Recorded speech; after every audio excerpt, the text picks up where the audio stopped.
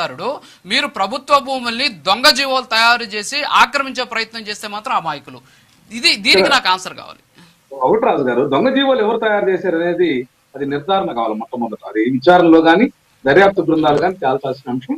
అది చట్టం తన పంతాలు చేసుకుపోతుంది. అయితే పవన్ కళ్యాణ్ గారి అంశం వచ్చేటప్పటికి ఆయన మొట్టమొదట భూమి కొన్న తర్వాత ఈ విషయం బయటపడిన తర్వాత దాన్ని మేనేజ్ చేయడం కోసం, బ్లాక్ మెయిల్ చేయడం కోసం ప్రయత్నిస్తున్నారు అనేటువంటి అంశం మనం వార్తల్లో చూసాం. లేకపోతే కొంతమంది వ్యక్తులు మాట్లాడుకుంటున్నటువంటి అంశం, లేకపోతే తెలంగాణలో ఉన్నటువంటి నాయకులు, ఏదైతే కొన్ని పార్టీలకు సంబంధించినటువంటి నాయకులు, కొన్ని ప్రజా సంఘాల నాయకులు కూడా పవన్ కళ్యాణ్ గారి మీద చేసినటువంటి ఆరోపణలకు సమాధానం చెప్పాల్సినటువంటి బాధ్యత పవన్ కళ్యాణ్ గారికి ఉంది. అట్లాగే బ్రహ్మనాయుడు గారి అంశం కూడా నేనేమంటున్నానంటే, ఆయన కనుక ఏదైనా ఏదో ఒకటి ఇప్పుడు కేసు పెట్టారంటే ఏదో ఒక ఆలోచనతో పెట్టినటువంటి అంశాలు మనకు గుర్తొస్తున్నాయి. అట్లాగే ఏదో అరెస్ట్ జరిగింది కాబట్టి ఈ యొక్క కేసు పూర్వపురాలన్నీ కూడా పరిశీలించిన తర్వాత ఏ శిక్ష అయినా సరే, నిజంగా కనుక బ్రహ్మనాయుడు గారు తప్పు చేస్తే ఆయనకు శిక్ష పడితే దాన్ని మనమేం కాదనలేం కదా. అటువంటి పరిస్థితులు ఉన్నాయి. అట్లాగే పవన్ కళ్యాణ్ గారిని అరెస్ట్ చేయలేదే ఆ కేసుల్లో, ఓడి చెరువు కబ్జా చేశారని. ఇక్కడ లాజిక్ ఏంటంటే, ఆయన ప్రభుత్వ భూమిని కబ్జా చేశాడని చెప్పేసి తహసీల్దార్ కంప్లైంట్ ఇలా అక్కడ ఈయనకి తహసీల్దార్ కంప్లైంట్ ఇచ్చాడు. ఈయన తహసీల్దార్ కంప్లైంట్ ఇచ్చాడు, దొంగ జీవాలు బయటకు వచ్చాయి కాబట్టి బ్రహ్మనాయుడు గారిని అరెస్ట్ చేశారు. పవన్ కళ్యాణ్ ఎలా అరెస్ట్ చేస్తారు? ఆయన ఎందుకు అరెస్ట్ చేయలేదు? ఆయన అరెస్ట్ చేయలేదు అంటున్నారు మీరు.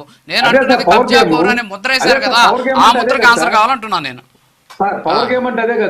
ఎలా పవర్ గేమ్ అవుతుంది అంటే, మీరు తప్పు చేయకుండా అంటే కాదు సార్, మీ దగ్గర ఒరిజినల్ డాక్యుమెంట్ ఉండి మీరు భూమిని కొనుగోలు చేస్తే మాత్రం, మిమ్మల్ని అరెస్ట్ చేయకపోతే మాత్రం, మీరు పక్కాగా ఉన్నా మిమ్మల్ని అరెస్ట్ చేయకపోతే పవర్ గేమా? ఇక్కడ దొంగ జీవాలు తయారు చేసి ఎంఆర్ఓ అధికారికంగా కంప్లైంట్ ఇచ్చి దాని మీద ఎంక్వైరీ చేసి అరెస్ట్ చేస్తే మాత్రం అది పవర్ గేమా? ఏంటి సార్ ఇది? అర్థం కావట్లేదు రామారావు గారు నాకు. ఇక్కడ మనం ఒకటి చూస్తున్నాం సార్, ఈ చంద్రబాబు నాయుడు గారు కూడా ఏదైతే ల్యాండ్ గ్రాబింగ్ యాక్ట్ అన్ని తీసుకొచ్చాడు. ఎక్కడ తెలుగుదేశం పార్టీకి సంబంధించిన నాయకులు రాష్ట్ర వ్యాప్తంగా తెగబడి వైఎస్ఆర్సీపీ అనుయాయులు కానీ, లేకపోతే మధ్య మార్గంగా ఏదైతే బలహీన వర్గాల వాళ్ళు కానీ వీళ్ళ ఆస్తులన్నింటిని కూడా కబ్జా చేస్తున్నారు. పట్టణాల్లో ఎకరాలు చేస్తుంటే ఎక్కడన్నా ఒక కేసు నమోదని చెప్పండి, అది పవర్ గేమ్ అంటే. అందులో భాగంగానే ఇది వైఎస్ఆర్ కాంగ్రెస్ పార్టీ వాళ్ళు ఎక్కడన్నా కనుక